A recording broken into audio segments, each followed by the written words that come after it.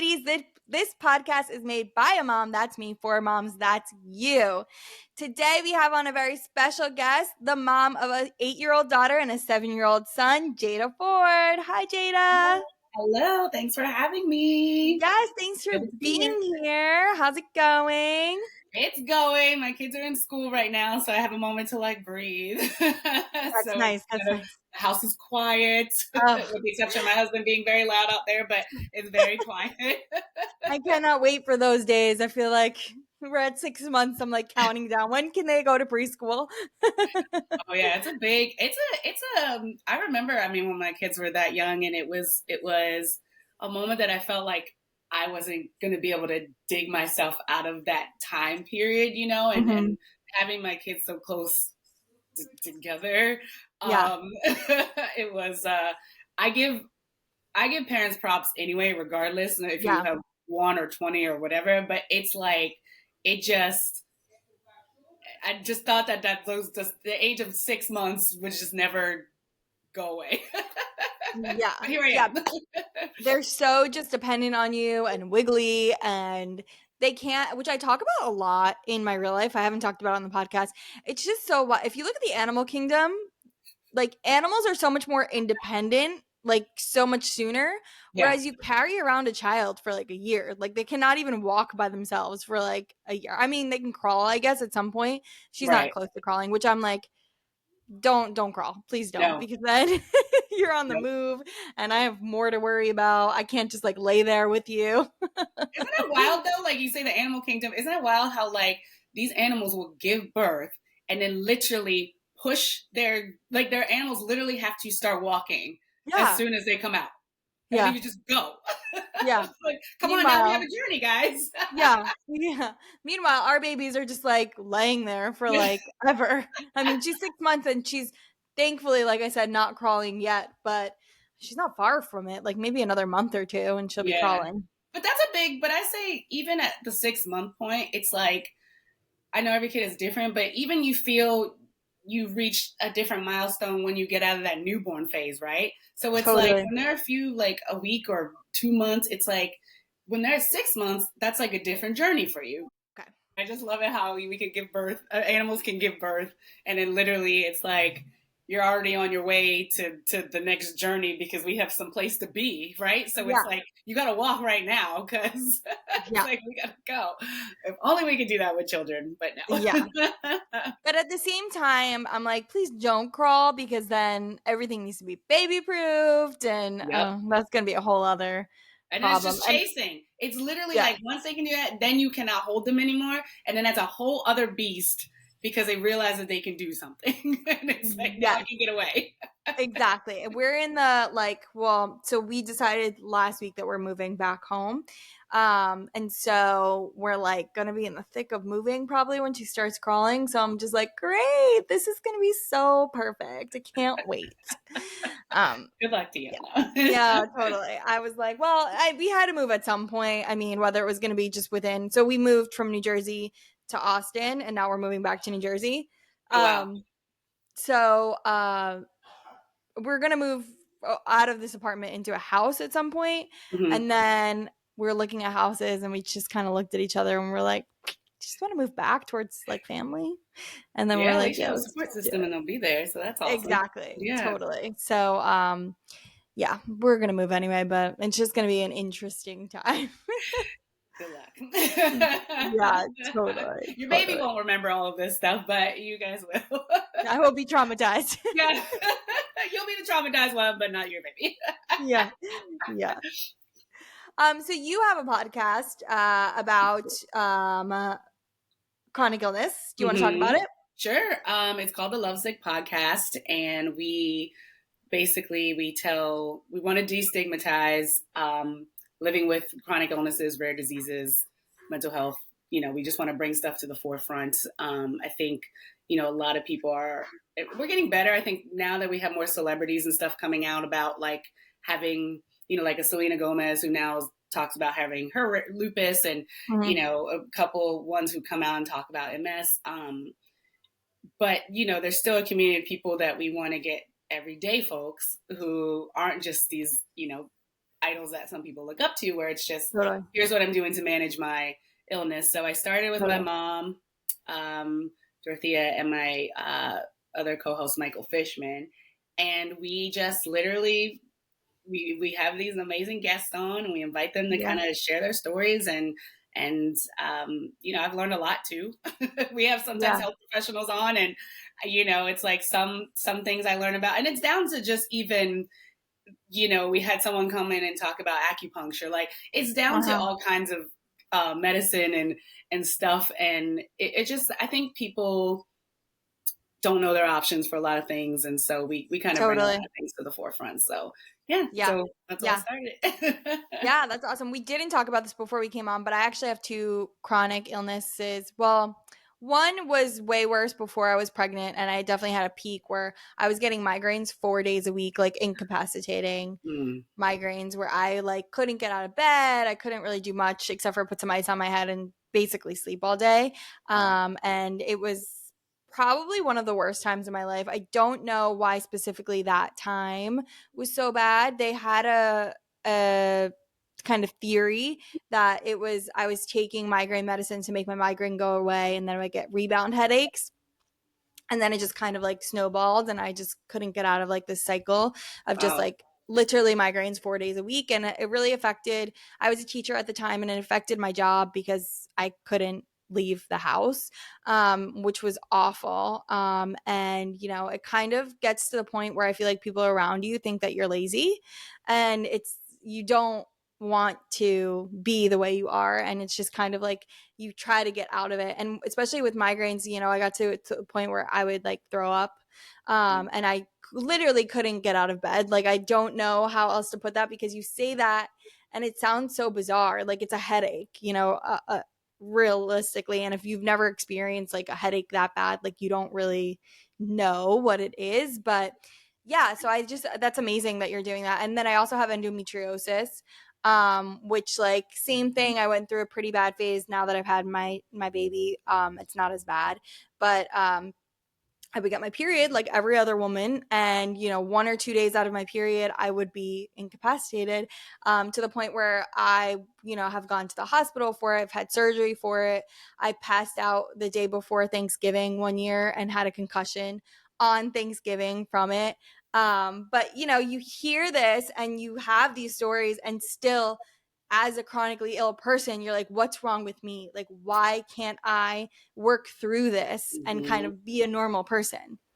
See, and that's what we like to talk about, because Yeah. it is, I think, for this podcast in particular, like the Lovesick podcast, I think we do a good job at, like I said, bringing issues in to the table, but also I think it helps other people who are, like I said, Mm-hmm. my mom has sarcoidosis, what we talked about off camera, and no one knows what the heck it is, right? And so Right. it's like you're talking about, and you're like, what?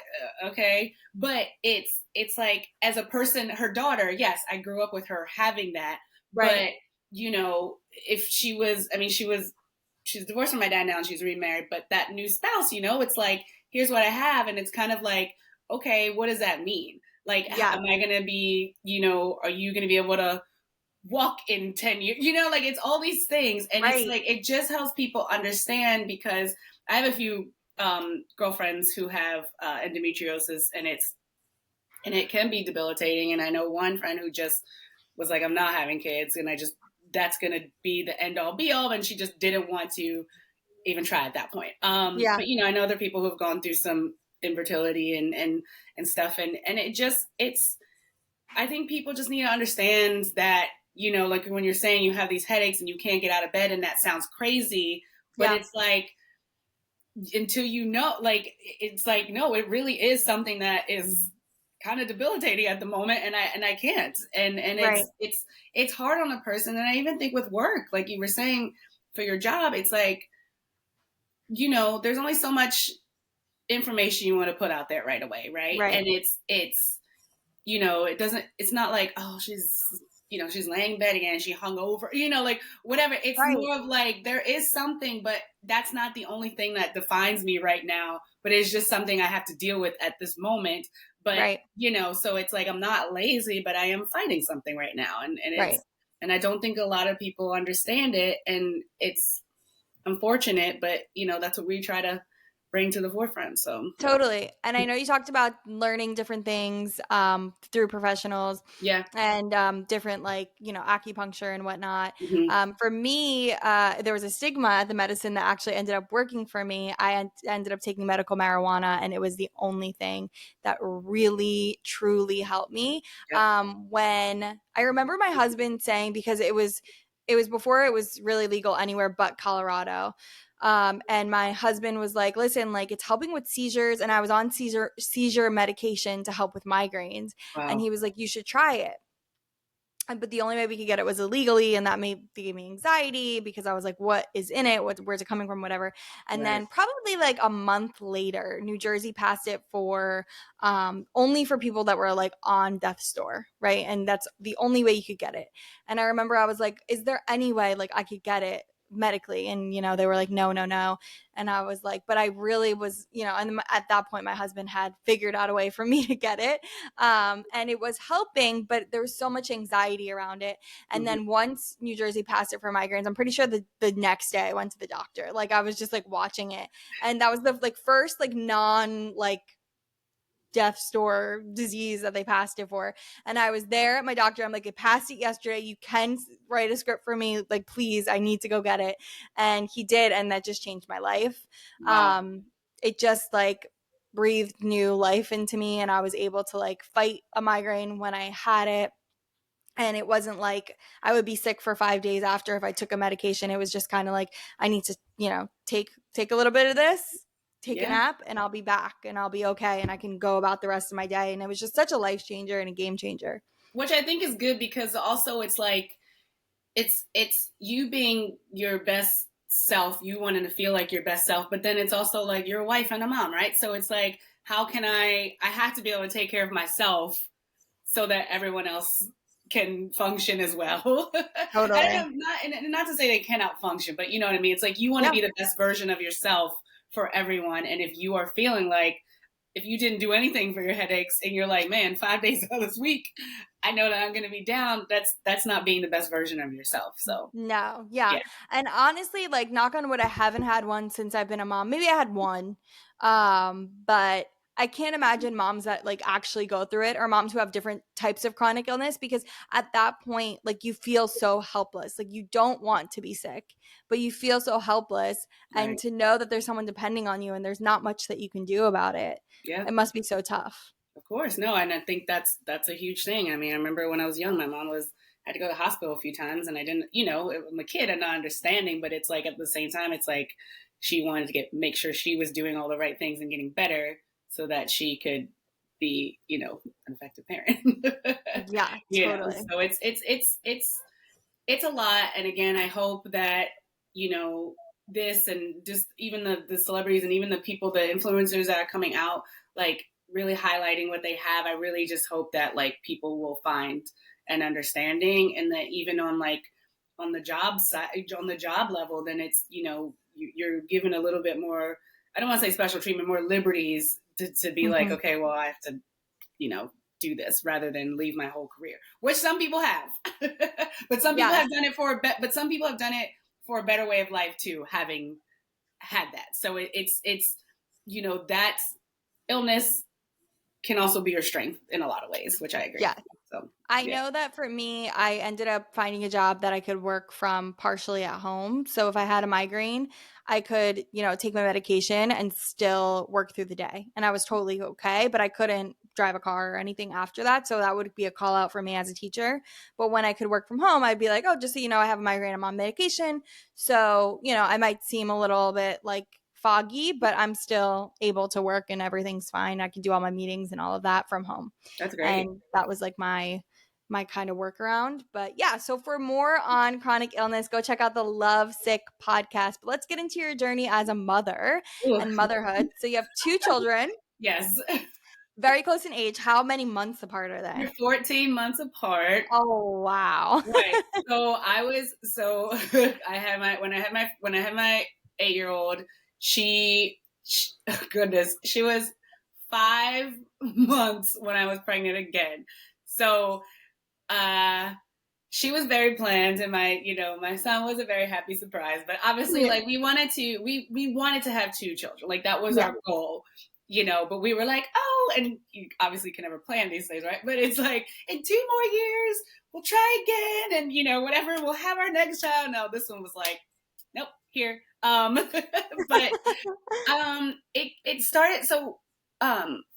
My husband and I, we were friends for a long time. We knew each other in high school. We didn't get together until we were like much later in life. Yeah, me too, actually, with my husband. We Oh, were really? friends in high school. Yep. And then it wasn't until after college that we got together. Isn't it amazing? I love that. Mhm. So you know, when we got married, we knew that we wanted to have, we knew we wanted to start a family. So, and we wanted to start it pretty fast because, I mean, not fast, but I was 30. I was already in my like early 30s, and we kind of Mhm. just wanted to get started. So, um, you know, my daughter, the pregnancy it wasn't fun. Like I was legit sick every single day. Like Oh not gosh. like, yeah, not like when they're like, it's just your first trimester. And you're like, okay, because the first month I couldn't handle, like I was tired all the time too, which I know we go through Yeah, this stuff, but like totally. I was at the point where I was just laying on the couch, like really feeling like just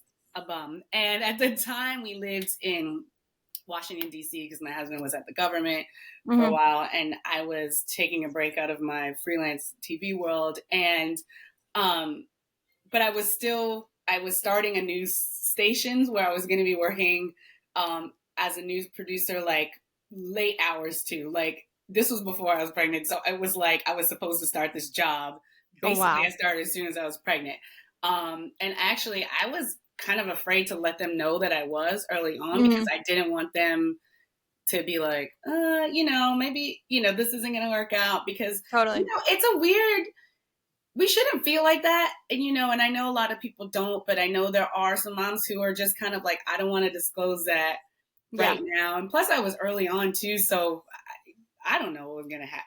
Yeah, Anything could have totally. happened. And I Mhm. didn't want to put that out there. So I was, as being sick, I was struggling at work. Like there would be days where, everybody'd be like, let's go out and have lunch. And I'd be like, I don't know, and I'd just be like Yeah. wanting to lay there or I'll walk with them. But inside I was suffering and I was like, I don't know if I'm going to throw up. I don't know what is going to happen.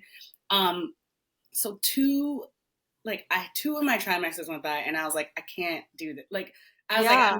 I'm really sick, like just every day. And so finally I went on Zofran. Ugh, Yeah, Zofran, the best. it is the best. Because at first I was, your like child, the first one, it's like, I'm, I don't want to, Totally, to take anything. yeah, Yes. and you're just kind of like nervous or whatever. But it literally helped me. It helped me be more effective at my job. It helped me just Mhm. make better choices at like food choices either. Because when you're sick like that all the time, it's like, I don't know if I want to eat. Like, you know what I mean? It's just kind of like, I don't know if I want Definitely. to eat right now, but it's like you have to, and stuff. So, yeah, I would say about halfway through I took it and I was taking it. It was the best lifesaver ever. Um, but then I was like the weird mom because I started watching all these like videos of like giving birth, and my husband would be like, because some of the times I couldn't sleep very well, and so my husband would be like, "What are you watching?" And I'm like, "I don't know. I just want to know what this birthing thing is like." And he's like, Totally. "Stop it!" He's like, "You're literally gonna make yourself crazy." And I was like, just all the stories and all the things I've been seeing, is kind of crazy. Yes. I got hyper fixated on shoulder, like, dysplasia or Yes, something. isn't Oh my goodness. I got so hyperfixated. I'm like, "What if this happens?" And my husband's like, "Can you just, like, chill? Like, you don't know if it's gonna happen." And like I said, my birth was, like, my labor delivery was super easy, so it didn't happen, thank the Lord, but, like, I was obsessed. I was like, and her shoulder could get stuck, and yep. he's like, "Oh my gosh." I think part of it's the unknown, right? Too, because Yeah. it's like you've never given birth, right? So it's Yes. like I don't know what to expect, so I have to look at everybody else's videos to see what they've what they've gone through, and so Totally. it was even I remember my OBGYN, my husband was like telling on me, and he's like, she's watching all these videos, and I'm like, Yeah. seriously, and she's like, don't do it. And I was just like, oh, fine. So You know other what I than started watching at the end that was uh, actually like a safe thing to watch that was like still satisfying? A Baby Story on TLC from like forever yeah, ago. yeah, those are actually I did watch that too. Yep, I don't know if that's still on. No, but so she was, we were trekking along, but then she Uh-huh. was going to be late. And Okay. so I had to get induced. So of course, like, I feel like this pregnancy, I like experience all the things I need to experience. That's why the second one was just like, oh, this kid's coming. Okay. Yeah. So she was going to be behind. So I had to go get induced. Like I got induced like 2 weeks after my due date. Okay. And the OBGYN I had, who I got super comfortable with, she was also giving birth. So she didn't Oh get to deliver no. my child. That's a whole other story. She was in the hospital at the same time. Oh my gosh, what are the chances? I mean, I knew she was pregnant, but I didn't know, like, she was like, I'm good, like, whatever. Totally. But she was like, it could be. And then when she did, I was like, oh my gosh. So I had to. So anyway, we go to the hospital the day of the induction, and it was like I had to be there the night before. Yeah. And it's I got like induced too, so yeah. you did, yeah. And it's Yeah. like how those inductions are. It's like I don't know what to expect, but then also it's like once they put that thing in your body's like these like like whatever these things are happening. And so I didn't sleep. Meanwhile, I'm watching my Oh husband no. on the Yeah. chair, the little cot thing out. Yeah. And I was like, Totally. I hate you. Like I'm staring at Oh him yeah. with like Oh yeah. daggers, and I'm the one that's like Yeah. in pain. So obviously, needless to say, I didn't sleep. And so the next morning, we had this doctor. He was so gorgeous. Even my husband was like, "This is a gorgeous man," and he was the one filling in. He was like the specialist that they use, and we didn't. Most people, I guess pay another premium on their insurance for the specialist, but because mine went into labor, I just had him. Even my mom Nice. came in, she was like, "That's the guy delivering your baby." I was like, "Yes." So he was hot. Shout out to him.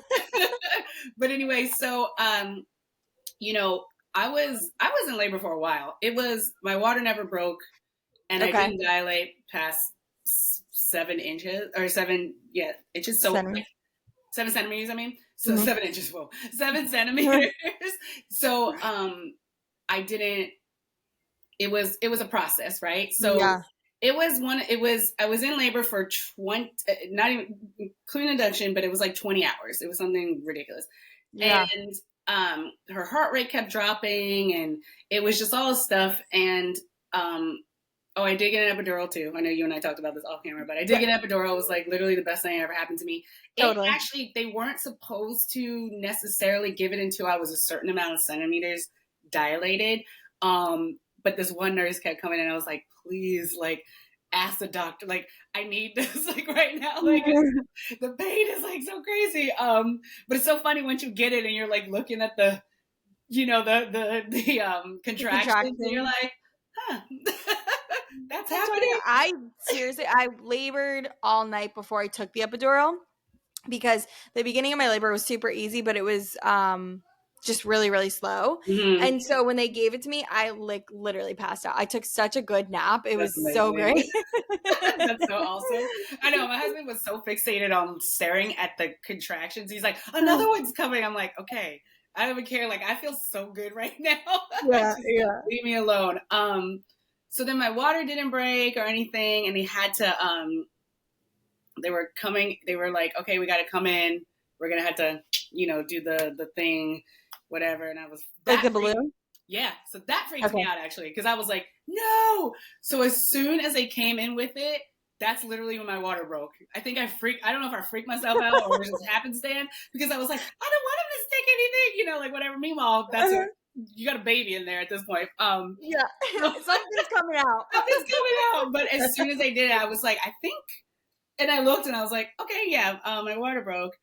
Um, so after all this time went by, and the I was saying the heart rate of her kept dropping, and it just was like, and I wasn't moving, it wasn't like dilating anymore. And so they were like, well, we might have to do a C-section unless you want to try for a few more hours. And by like 20, at that point it was almost 24 hours.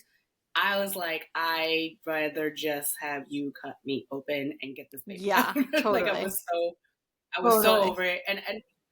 But also it's just a lot of work, right? Because we're as much as you know, we're moms sitting here and there's some stuff that's out of our control. Your body's still growing tired because it's like it's working a lot to get this baby out. So I got rolled in. We had a really cool crew. It was at night because it was the next night, obviously, and they were like, "What kind of music do you want to hear?" So they were playing like Bruno Mars and stuff in Stop. in That's the so room. funny. Yeah, Uptown Funk. That is the song because every time we hear it, we're like, "That's the song you were born." She's tired of hearing it now, but Stop it anyway, right now. yeah. So That's so cool it's though. crazy. So I was like, "All right, you guys are like the fun night crew." So they were blasting. We had a good time. You know, We had a good time. and we had a good time. I mean, what else could I do? I had to bring a baby into this world, so that was the best. That was the best thing. So yeah, and she came out, and it was a C-section. It's That was something I didn't see on all those videos because I was watching all those Yeah. birthing videos. But and we can get into the whole C-section world because I do Yeah. think a lot of people, you know, I do think a lot of people see it as unless you've given birth that way is like the easy way out, but it's not when your whole everything's laid out on the No. table and you gotta Yeah. make sure everything's going back in the right way or you're screwed basically. Totally. But Yeah. yeah, so she was more. I mean, she was healthy and stuff and fine, and it was just I think that first one was just overwhelming. And we had a lot of family members at the hospital, which is what I learned not to do the second time around because it was already overwhelming doing that and then having everybody kind of be there. And I Yeah. love my family, but it was just too much in one thing for Totally. for it to happen. So Totally. We were all the way in Texas, so we didn't have that mm-hmm. option. And I was almost kind of grateful because, even when we did like after she was born, it was my mom, and my husband only. We did skin to skin for like hours. Like they Mm-hmm. almost like forgot about us. And then, like never came back. I mean, she was in there for, I'm not kidding, like maybe like 3-4 hours. Like we had the lactation consultant come in a few times. Like I was breastfeeding. And then finally, when they like came back in, like cleaned her up and everything, like it was like much later, but it was such a sweet time. And it was just kind of like, I didn't have to worry about rushing and getting ready. And like, I could just kind of be naked, like, and not Yeah, worry because it was my husband and my mom, and that was it. And it yeah, was just, yeah. which is awesome. Yeah, I think that's great. And I think when my second one came, we did the first day. I was like, I don't want them to visit, and they can come the next day. Totally. Like I just need a Yeah. minute to Yeah. like bond. Yeah, Yeah, I think if we have a second in New Jersey, obviously with everyone around, I would kind of keep it to where it was. I really liked how we did it, even though it was because we didn't have a choice. We were alone in the hospital except for my mom. And then when we got home, his parents came that weekend. My dad came like the next weekend. But as soon as you get home, like I feel like you're ready for visitors at that point. Like exactly. you're like, take the baby, I need a nap. Or Yeah. like Or I just need to use the bathroom. Like anything, just breathe for a second. totally, totally. No, it's good. Yeah, I mean, we went, and that's the thing because I'm originally from Maryland. I live in LA now, Mhm. but originally from Maryland, and so we did have a lot of family there. A lot of immediate family, and I think Yeah. that was good and helpful for us. Uh, and especially when I went back to work because we Yes. had help with my mom helping Right. and stuff too. So it was nice. It was a good one. Right. That's where we're at right now. So I stay home. And then that's how I started the podcast. Like I needed an outlet. Like I needed to talk to other moms, adults. Like I couldn't, it was me, myself and I all day. My husband was at work and then he would come home. And so that's how we started this. But then I was like talking about going back to work and even working from home. I'm like, I can't take care of her and work from home.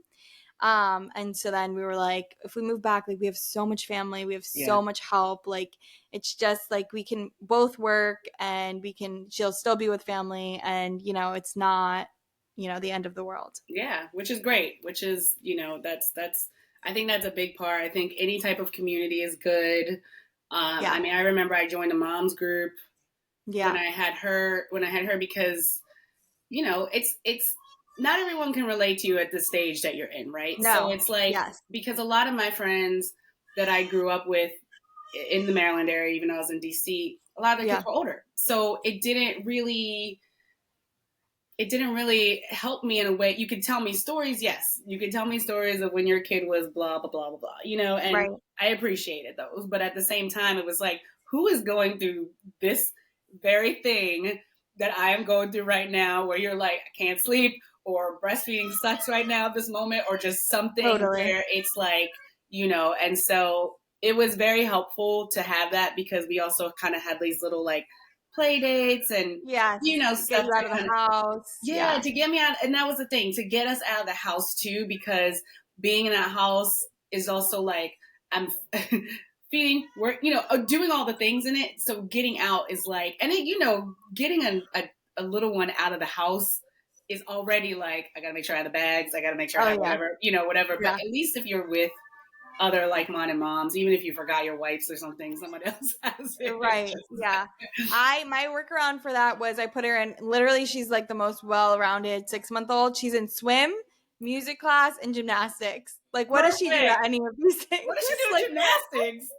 gymnastics. Literally, she at gymnastics they do like stretches, which like is Okay. not much. And then like she'll practice standing and like tummy time and like I mean she does nothing that she can't do at home, but it's like and gymnastics is nice because one day a week she has like her half-hour class with an instructor. And then 3 days a week, it's just like open gym and it's like of all ages. So we just go and I just sit in the gym and she just watches all the kids and then she comes home and takes an incredible nap. And I'm like, Ooh, perfect. Like, perfect. and it's so funny. I don't know if I talked about this on the podcast before. I wasn't going to sign her up for gymnastics because, like you said, like, What what is did she you do? doing? What is she doing with Right. gymnastics? I went to the first class and she hadn't slept. Like she used to be a really good sleeper. She's not anymore. And she hadn't slept in like 3 days. We went to this gymnastics class. We did like the normal class where they do little stretches. She stands for a little bit. She sits up, like nothing crazy. They give her a ball. She like chews on the ball because that's everything in the mouth right now. And we came back home and she slept for 4 hours.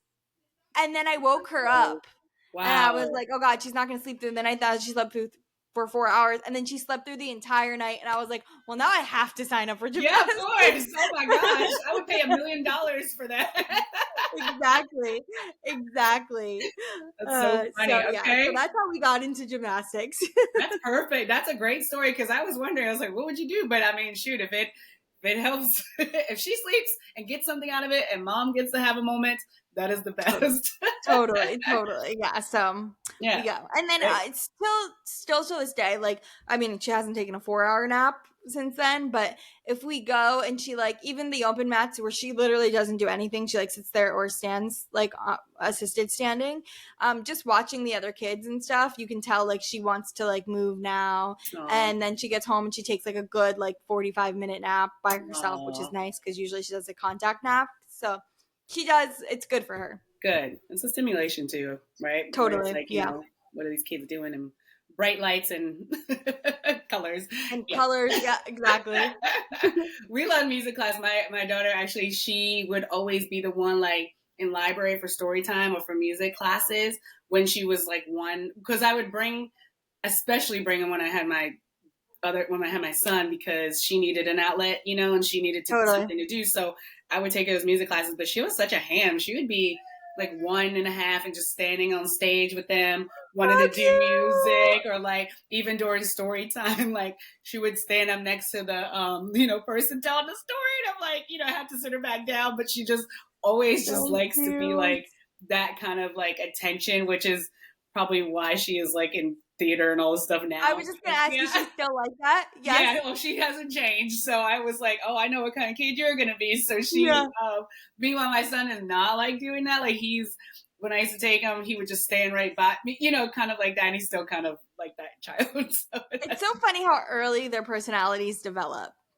it's true. It's true because you never think of that, right? You're always just like, at least before I had children, it never crossed my mind. But like to No. see them like through that whole evolution, I'm like, oh wow, just like I said with her standing up and your daughter now probably wanting to do gymnastics, more and more, and it's like it's interesting how you can start seeing them kind of form in that way, and you're So like, oh my early. gosh, you're probably Yeah. still gonna be like that. Yes, so early on. And even like at like 2 months, I remember saying like, oh, like she's gonna be stubborn. And like she's like I could already tell like she's gonna be stubborn, she's gonna want to move around a lot. And everyone's like, she's 2 months old. Like, she's still a potato. And I'm like, no, like, and she, lo and behold, like, There you that's go. 6 months in, Wait and till she she's definitely crawls. stubborn. Like, oh God, I'm not looking forward for that day. I'm like, I'm gonna be that mom. She's gonna start crawling. I'm just gonna like push her down. Yeah. Like, I think the hard part though was going places like when we go eat, because now that they want to squirm around, like, well, you can't crawl around the restaurant, obviously. So yeah. now it's like, what am I doing? And that's the part that like sucks. Yeah, no, she's already like, I mean, this is pretty normal, but like, even if we lay her on her changing table, like, she can't fully like go from laying down to sitting up by herself, Right. but she'll be like, like trying to get up, like the whole, I'm like, I can't. She's just a handful. It will be a handful. I It will mean, be it's totally fine. painful. And Yeah. it's karma, because I always said, like, I love, even as a teacher, like, I love misbehaved kids. Like, I think they're so fun. Like, those like You put tough that out kids. there. I did. I got one. Well, there you go. Yeah.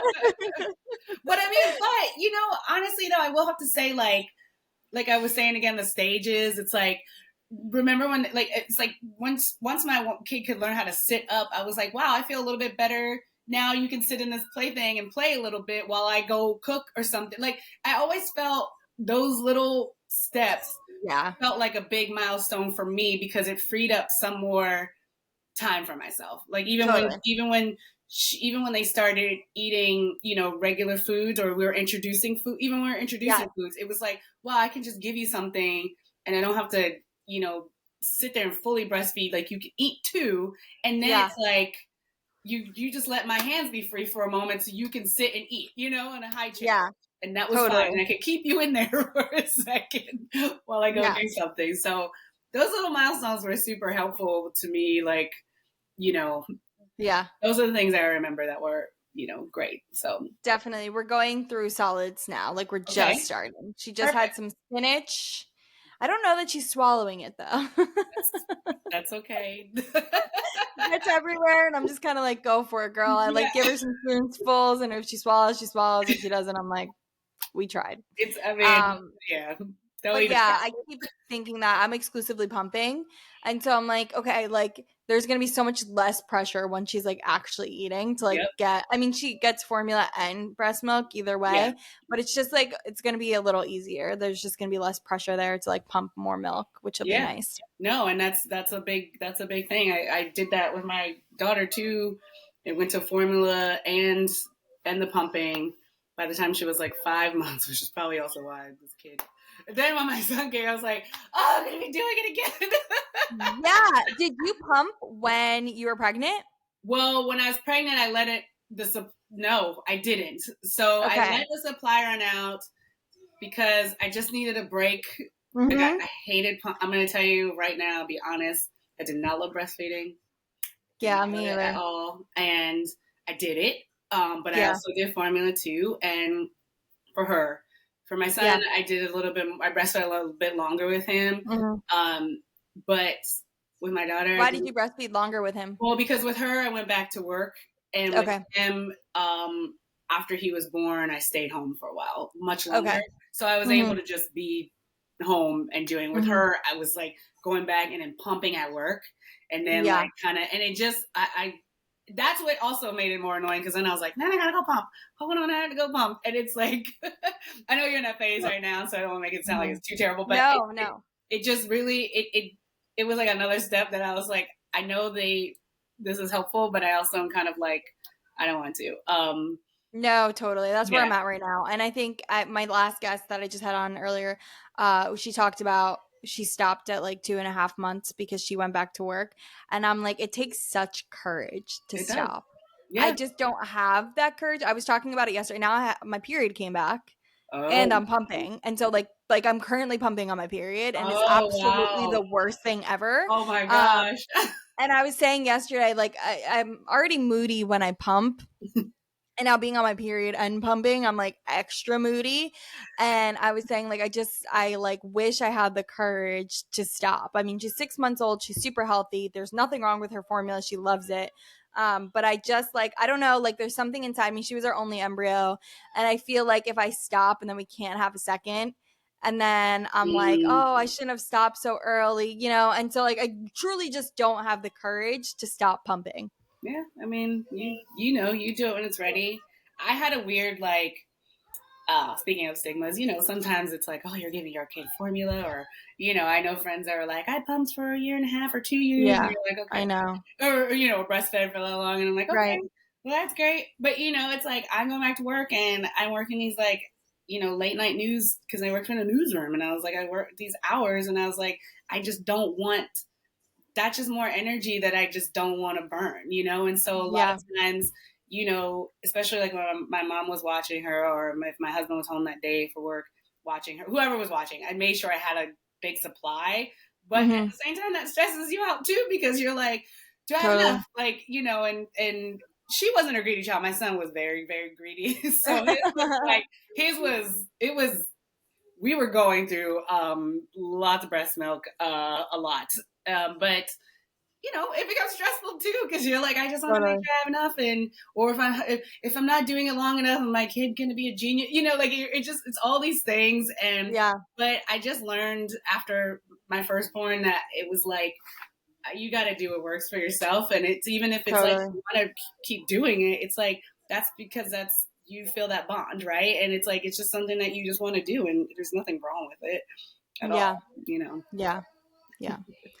I know. I feel like exclusively pumping is a whole other animal too, because like you don't get that bond, and it's like you're not bonding with the machine. The only thing that really keeps me going is that you could tell that she likes the breast milk more. Like she'll like house the breast milk, whereas like the formula she'll drink just fine, no problem. Right. But you can tell that she's enjoying the breast milk Well, more. that's So I'm like the like, premium wine and the house wine, right? That you get at I the restaurant. know. You're like, I like know. the premium stuff's great, but it's like gold. So you have to, I know. yeah. No, I get So I it. don't want to take that away from her, but at the same time I'm like, just start eating solids. Like just eat, just swallow the spinach, please. You're getting there. Yeah. Yeah. Oh my gosh. Yeah. Yeah. But I also know that like when we look back, this is like a blip, right? So like I it won't even be I know. and it won't even like really make a difference that I breastfed or not, really. But it's just It's you you're in get the in your moment. own head. It's the moment, because those moments will pass and other moments will happen, and you're like, wow, I can't believe I was stressed out about this part. Well, this is the thing I need to be stressed out about. And maybe in 5 years, Totally. I'll be like, why did I stress out about that? I don't know. Totally. Totally. Yeah. Yeah. It's a It's just weird, it's weird. I will say when they were both, when I gave birth to my son and I had yeah. this 14-month-old, um, a very good advice my next OBGYN, because the other one, she stopped once she had the baby, she didn't go back actually. So Uh-huh. the one I had, same company though, but she was like, look, because I was like, oh my gosh, what am I gonna do? Like now, how am I gonna entertain them? She goes, look, remember that first child you had? I said, yeah. She's like, remember you always wanted to hold her and look at her in the eye and pick her up and do all this stuff? She's like, don't do that with this new one, because I'm going to tell you this. And I give this advice all the time. She Okay. goes, your 14, your top, your 14-month-old is going to be the one that needs your attention the most, right? Okay. So it's like you need to play, so that way Uh-huh. you do all the things you're doing with her, so that when it is time to feed your baby, or Uh-huh. change diapers, she's either going to feel included and want to help change, but she'll leave you alone most likely when you're taking time out to feed, because Hmm. or giving him a little bit of attention because you spent Right. this time with her you know Right. and it really did work, because I would put him, I mean, it's not like he was just laying in a swing or laying whatever, but I can put him with little Yeah. toys, and we'd be in the same space, in the playroom, Yeah. but at least he would just be laying around and entertaining himself, and I was the one that Yeah. was playing dress up with my daughter or something. Yeah. So it worked, and because I was like, oh my gosh, I can't just not hold him all the time, but it worked. So Yeah. he's fine. Totally. That's good advice, because I feel like, yeah, with the second, it's hard because you're like, how do I split myself into two? Yeah, yes, and it was, when they're like really young and they have like the two nap times, and she was out of the two nap times, so I had to. I don't know how I did it. I don't know how I did it, but I had them. One of the nap times, I had them. They were able to be down at the same time, and it. Oh, Really? yeah, I don't know how I did it, and I'm not. And I can't give any type of advice on here at all. But I remember there was a 10:30, because I remember they would take naps. It was 10:30 at the same time, and they would take the one nap together. And that was the Uh-huh. time I was able to like breathe for a second. Oh my And God, then that sounds it was amazing. crazy. Again, don't know how I did it, and I will never will, but I just know that it lasted a long time. And then, when he would go down for a second one, she was obviously not sleeping Right. then. Right. So, which was fine because that was more time that I could have with her. Spend with her for Yeah. sure, for sure. Yeah, Yeah. we're still in 3 naps, but I have a nap protester, so she doesn't. It's. I mean, she was crying as we got on a Yeah. call Yeah. because she just protests, and then she'll get overtired, and then she's actually been better with me, but like only me. So like Okay. I'm the only one that can actually put her to sleep, which is just a lot, especially at night. And I'm traveling next month, so I'm like, Oh. she's gonna have to learn because if not, she's not gonna sleep all weekend. Yeah. Oh no. She'll eventually get tired, but I feel you. Oh my gosh. Yeah, Three yeah. naps. Yeah, maybe they did. Actually, I don't remember 3 naps. That's great though. Does she sleep through the night?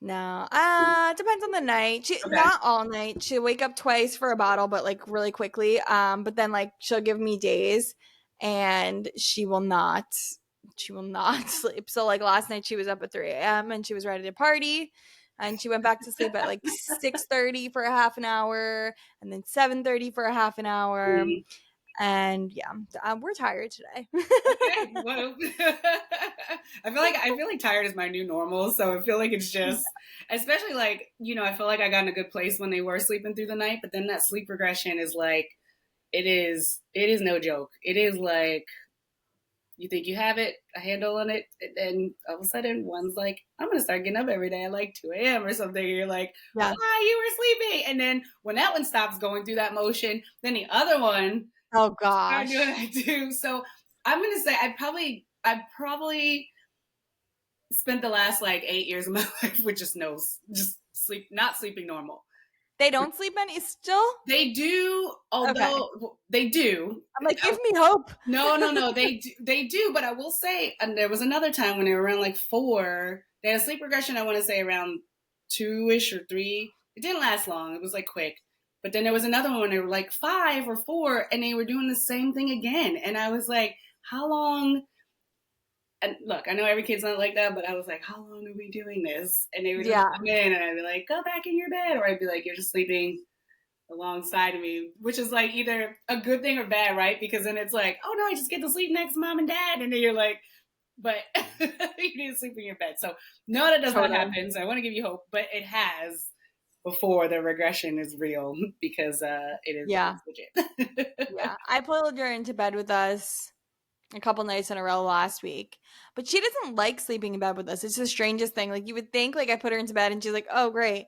Like no, she doesn't really like it. Like it's Oh, almost, wow. it feels like a punishment when I pull her into bed almost.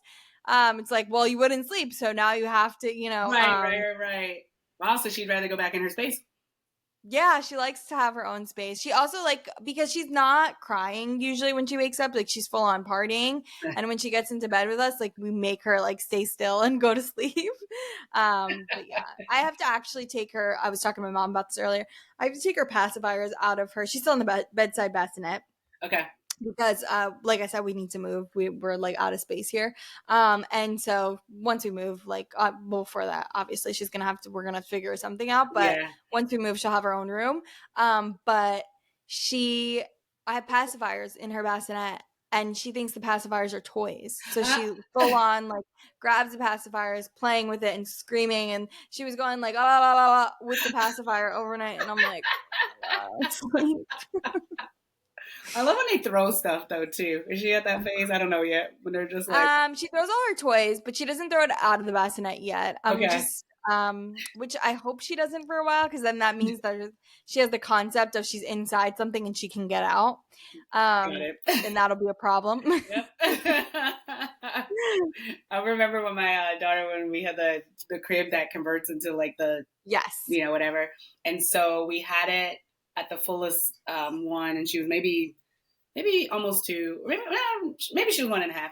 And one night I heard her on the monitor, and I was like, oh, let me just see if she goes back to bed, and she didn't. And I look at her, and she was so mad. She was on top of the railing, like laying down, and I was telling my husband, okay, we got to put this down because we need Yeah. her to, because she can walk and get out. You know what I mean? So I was like, let's put it down because she was literally just like balancing, like laying on it and just screaming. And I was like, okay. And I like I probably shouldn't have It's ran in a room. so scary. Yeah. So I was Yeah. like, all right, we'll put it down because we didn't know when. We were like, we don't know when to put this down and, Right. adjust it. And is she going to whatever? But that was. Right. I was joking that she was going to be in the bedside bassinet until she was 6 years old, just because it's so convenient. Right. And my husband, I think, took it literally. Like, he has no idea about babies. And so when I was like, hey, like, we need to move, like, not like from here, I'm just like out of the apartment that we're in because we only have 2 bedrooms and we have visitors because we don't live near family. Right. So they sleep in like our guest bedroom, which I'm in right now too, recording the podcast. So it's a multifaceted room. Got it. And I was like, we got to move because she needs her crib. Like, we have a crib for her, but we need to like set it up in a room because we're going to have to drop it when she can stand, or else she can pull herself out of the bassinet. And that's not safe for anyone. Even when she crawls, I mean, realistically, she can get out of the bassinet, no problem. And he's like, oh, I thought she was just going to stay in that bassinet until she was like 1. And I'm like, she's already like getting too tall for it. Like, what do you mean until she's 1? I'm like, no, that's not a possibility. And Bless that's those when we started looking husbands. at houses. And that's when we were like, Bless you those know what? We husbands. actually need help. This little firecracker that we gave birth. Well, you know, I mean, it sounds like, look, she has her own personality, and it She sounds does. like she has a strong one. So, I mean, that's not a bad thing. It'll be fun. Yeah. It doesn't sound like Yeah. a bad thing. Yeah, totally, Yeah. totally. So I like to ask this question just because I feel like it's fun to hear everyone's perspective. But what's your favorite phase so far? You're at 7 and 8, I and what has know. been your favorite? Actually, this very moment is, and I will say because they are. They're at a really, and I just had this conversation with some of my girlfriends at dinner the other day. It is such a good, because our kids are the same age, because we can take them, like we just took them to Disney, we went to Universal Studios the year before that, and it's like we're able to get on the same rides, and they can enjoy stuff a little bit better than the stuff we used to do with them when they were little. I felt like we were, there was a time when they were little, it's like you're dragging your little baby around, but like now it's and we have these cool little conversations, and it's like they're like little people now that like we can talk to. So I really love it. And but it's even down, I mean, they're still still like cuddly and whatever, it's cute, but it's just it's a good age that I love right now at this very moment, because it's like they still love you enough to like not be like, ugh, my parents, like, and then but they're also super independent in a way where it's like, can I sit, like I get up a little bit earlier than everybody in the house, and if anyone gets up, it's mostly my son, and I'm like, can I just sit and have like coffee, and then I promise like, and I can do that, and it's like, okay, you know what I mean? Yeah. So it's a really fun age, and also I think for my husband and I, we can like enjoy them in a way that like we're brought into their world too. So it's like anything that they kind of like, we do. Like we were just at a restaurant yesterday, because that's the thing. Like we like to go out and eat a lot, right? So when during the different stages, like I say, when the walking or the crawling, it felt a little bit, we didn't do it as much because I would always most likely be the one like, let me follow the kid around, and I wouldn't enjoy it. So I was like, we're not going to restaurants anymore. But then we got to an age where, I had these little games, and we were at dinner yesterday just playing games, and the restaurant experience was like great because it was like we had a family game night in the restaurant, and so those are the kind of things like I'm enjoying at this stage. I'm sure there was a moment that I had too, but I feel like I forget these now. But totally. But this is a really good stage for us too. What was the most difficult stage, would you say? Having the 2 under 2. That was very early. It was hard. It was the early stage, because I feel like you're still trying to figure out, I don't want to say, I was still trying to figure out what kind of mom I am. And so when you have a second one to come in, so you're already doing that with your first one, but then you have the second one come in with a different personality too. Cause it's also like, these kids have their own personalities. So I can't be like, well, she used to sleep all the time. And, and I can't expect the next kid to be like that because he was Right. literally like not sleeping ever. So it was like, it just, that was the hardest because, and like going to the store and like when I Mm-hmm. was home with them and even when I'm taking one to a play group, it's like, that's great. But then this other one isn't benefiting from this, one Right. 2-year-old play group because I have this, baby. And so Yeah. it, it was interesting. It was, I would say at the time it felt difficult, but in hindsight, it was a lot of, it was challenging a lot. Yeah. Yeah. So, I could see that. so I think, and when they were both in diapers too, because that's the thing. Both of them one was in pull-ups, one was in diapers. So I felt like I was always changing someone and then like potty Totally. training her while I'm trying to do that. That was my difficult time, those first 2 years. Yeah, Yeah. that sounds tough too. I mean, I always say like twins are really tough, like obviously, but like newborn phase, I'm sure with twins Sure. is just a different animal. But then when you have like two that are so close in like developmentally, because you're like, I just went through this and I'm going through it again, like a few Yeah. months later. And that's the thing. It's like you're because one's already, at least I don't know anything about twins. I don't have twins in my family or anything, Yeah, but I do feel like there is a moment, and this is only me looking at it from the other side, the grass is greener, like you were just totally. saying, they're at the same stages in their Right, like life. So I feel like you're like, okay, this is what they're doing, they're both learning how to eat, they're both whatever. But like me, it was like we've already been this with you, but now we're just starting this with right. you. And now Yeah, it's just like, yeah, but you're still learning how to do this. And I'm not even remotely close to teaching now. And so that was a little bit difficult. totally. And just not sleep. I just feel like the sleeping was just probably the worst because it, I'm already a light sleeper and I Yeah, always have been before children. yeah. And so everything was, and then when you start getting two monitors, like one Oh monitor switching back gosh. and forth to each room, it's Yeah, like, I was like, is he like, it's, no. it's a lot. It's a lot. Yeah. Totally. I could totally see that. Yeah. Oh my Yeah. gosh. So, but Yeah. but I will say it is a blessing now because they're so close in age. They're close. And Mm-hmm. also we do a lot of the same stuff because their friends are like relatively, they're all the same ages and it's, we have a good support group here. We have, a lot of good friends here. And most of our friends came from our kids making friends in school. And then we Mm-hmm. became friends with a lot of the parents in the neighborhood. So a lot of stuff we don't know, we don't go out as much, but now like a family hosts at their house, right? So it's like, if we Mm-hmm. want to do dinner, we'll have dinner and wine or something at a family's house, but our kids are That's nice. playing, and then Yeah. we just walk Yeah. home. So those are the new normals for Yes. us. Like you're still Yeah. getting your a grown up time and adult time, and then your kids are playing with each other. So it's kind of Yeah. like that's a good phase that I like being in right now. Yeah. Totally. Totally. I could see that. I could see that. It's been a Well, we've while. been going for almost an hour. Yes. Do you have any more like advice or any like parting words you want to leave with anyone? I mean, I think it's just and it's so kind of a cliche to say, but like you're never going to be in those moments forever. So it's like Mhm. whatever those little moments, even I mean, someone even had to tell me this. It's like you're not sleeping right now, but it's like at some point they're going to sleep through the night and then you have no excuse. You know what I mean? So it's like those moments, even like with the pumping or the breastfeeding, and you're getting tired. It's like in the overview of things, you're doing this, a year of your life, and then something else is a new adventure. So I would just say they don't last forever, and Yeah. enjoy each of these different things. And some of these things you won't, and that's okay. Yeah. Totally. Totally. All right, Jada, where can everyone find you? And go ahead and talk about your podcast and where everyone can find that. Sure, I have two Instagrams. So one's the real Jada Ford, where I'm just really annoying on the Instagram, so maybe you don't want to follow. And then the other one for my podcast is Official Lovesick Podcast on Instagram.